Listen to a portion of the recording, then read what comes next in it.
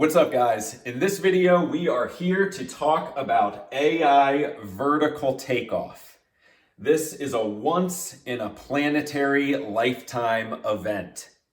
You heard that right. This is going to sound like Star Trek, but as we get into this, you're going to understand that over the course of human history, there will never be another time quite like when artificial intelligence started improving itself and went on what leading scientists in the field call AI vertical takeoff. So everything here is a once-in-a-planetary lifetime event. We're here recording at Q1 2025, but the purpose of this video is to take more of a how to think approach when it comes to AI vertical takeoff and understand this from an evergreen, timeless perspective.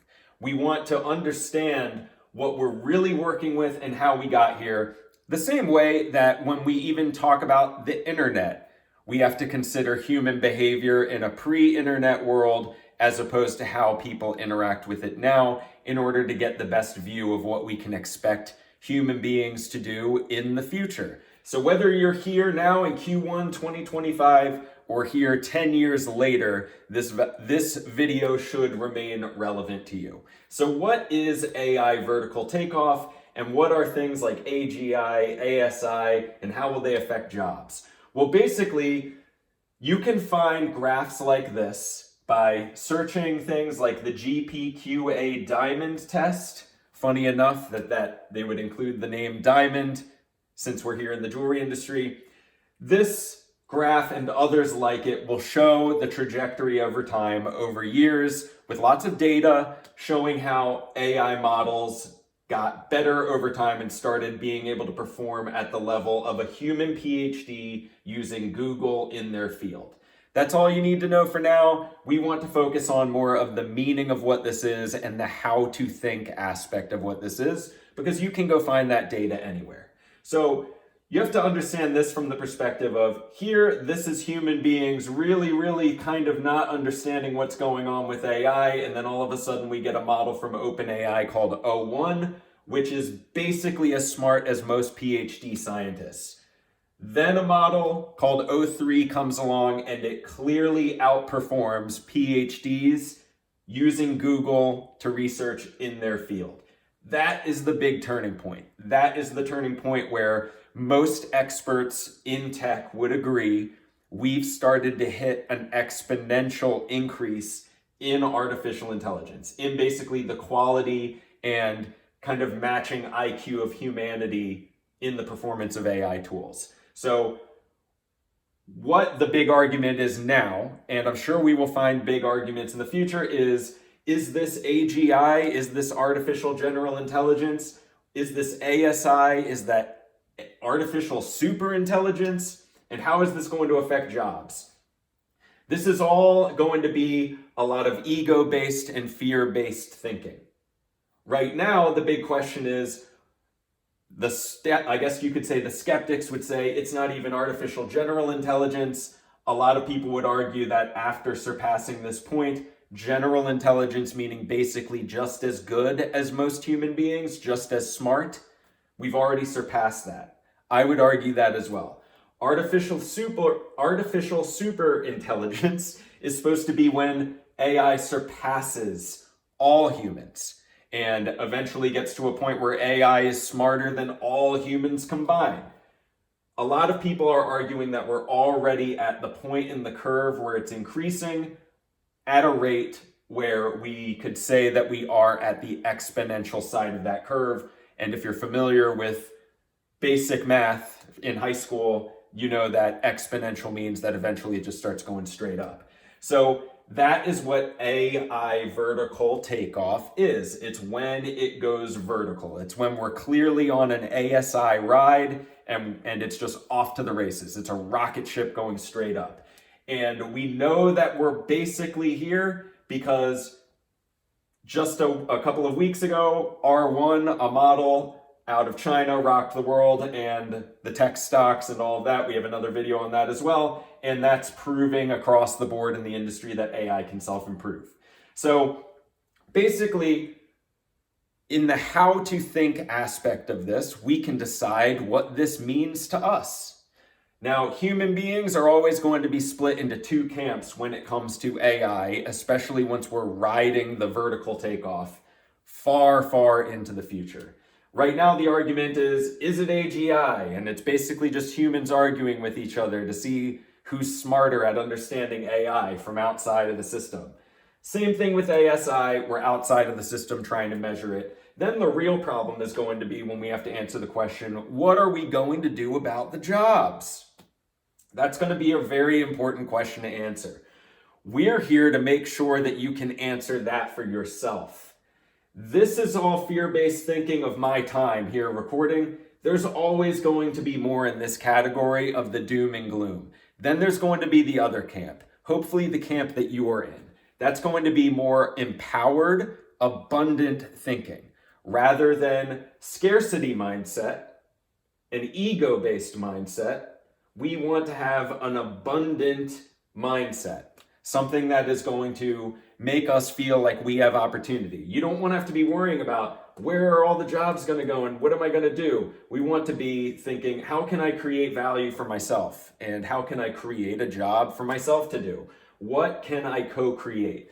No matter when you are watching this video, whether it is right at the time where we're basically watching the most important planetary event we could ever witness, when the most advanced species on the planet develops technology that can become intelligent. Think about that. That would be a crossroads for any alien civilization. Crazy that I'm saying this, but this is where we're at. No matter where you're at watching this video, you're going to want to be thinking, what can I co-create with this technology? How can I use this technology? Because if you're at a time where this is just taking off, there's a huge opportunity and time of change where it's a once in a lifetime event. For everybody else, the market is always going to be moving because the market is going to get dictated by human behavior and decision making. AI can't ever replace all humans at everything. The economy only means anything if we're there to assign meaning to what's going on and decide what's important to us and decide what we want to buy. So there's always going to be things changing. Even when this is just like a warp speed rainbow rocket ship just going around the clock and always getting better in ways that we can't even conceive. It's going to be like jumping into a flowing river if you're new to the market at that point. It would just be like, okay, well, there's certain things, there's certain ways that tastes have changed in the world of fashion, as they always do and always will. The changing times of civilization and society will always dictate new things for people to want and new attitudes and new cultures to emerge. There's always going to be change. And even when it's at vertical takeoff, it's going to be up to you to look out there and decide, what do people want? And since we're in the jewelry industry, what can I co-create to fill that need of what they want and tell a story in a unique way? That will be a timeless strategy, no matter what happens. So that's the good news. What we should expect is that this is going to lead to scientific miracles. This is going to lead to breakthroughs in medicine, breakthroughs in aerospace, breakthroughs in energy, and breakthroughs in manufacturing and supply chains and how business is done in various industries, especially ours in the jewelry industry. So I want you to think about this from this perspective. No matter how advanced all of that gets, we are always going to have a role to play in this grand drama of the cosmos at this point. We are putting a dent in the universe as human beings now. This is the we have arrived moment. And we need to know that no matter how powerful AI gets and no matter what it can do, no matter how much it's self-improving, we are also self-improving. We are outside of the system measuring what AI can do.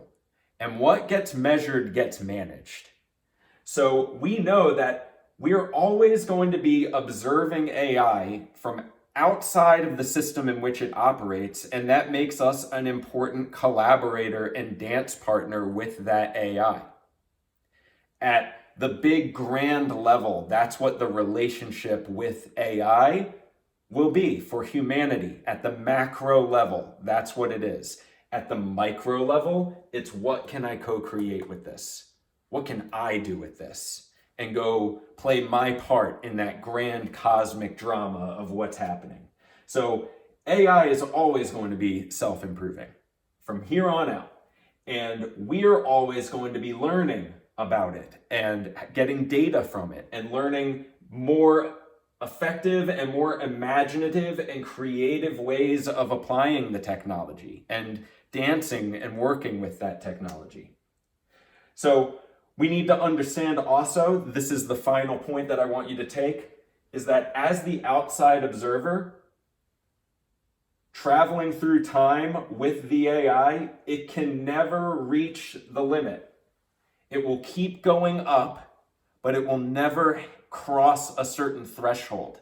Even if it brought that gap down to the millionths of a decimal point of a number I don't even know how to say.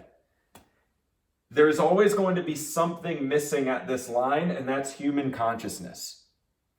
If you dabble at all in anything that is more Eastern philosophy based, you're going to come to an understanding that human consciousness is inherent in us as human beings. There is consciousness that is pervading through all things that have life, whether they be plants or animals. There's always going to be that energy that makes us alive. That is the gap that AI doesn't have because it's a technology. It's a machine. It will get to the point where it is so sophisticated we can't tell. It will get to the point where it is more intelligent than our entire planet combined, but it is always going to be missing that tiny little spark of life force that we have, that trees have, that the family dog has, that the animals at the zoo have, and everything that you can think of on Earth that has life. So that is the big takeaway here. That's the secret sauce. Understand that that is what makes us special. That is what makes us special and relevant with this incredible event, as long as we're on this planet dancing and working with it. So, AI vertical takeoff, it's a once in a planetary lifetime event. My name is Jesse Corby here at Jewelers Advantage, and we will see you in the next one.